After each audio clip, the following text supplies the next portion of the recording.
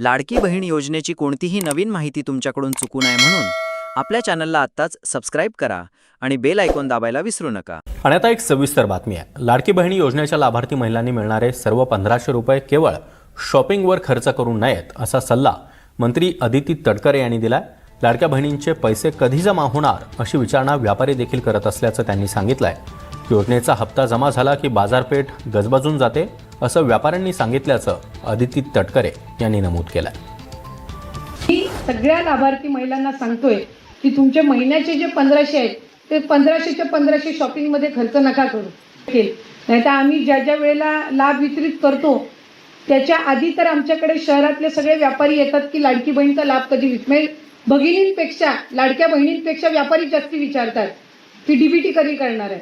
तर मी 1-2 वेळा व्यापाऱ्यांना विचारलं तुम्ही काय विचारता, तुमच्या घरातलं कोण लाभार्थी आहे का? ते म्हणले नाही, ज्या दिवशी डीबीटी झालं त्याच्या दुसऱ्या दिवशी मार्केट जाम गजबजलेलं असतं.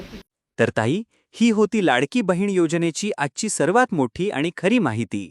तुमचे या योजनेबाबत काही प्रश्न असतील किंवा तुमचा अर्ज पेंडिंग दाखवत असेल तर खाली कमेंट बॉक्समध्ये नक्की विचारा. मी तुम्हाला उत्तर देण्याचा नक्की प्रयत्न करेन. हा व्हिडिओ तुमच्या मैत्रिणी आणि नातेवाईकांसोबत व्हॉट्सॲपवर नक्की शेअर करा, जेणेकरून त्यांनाही ही महत्त्वाची माहिती मिळेल.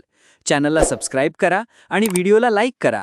भेटूया पुढच्या व्हिडिओमध्ये नवीन माहितीसह. धन्यवाद. जय महाराष्ट्र.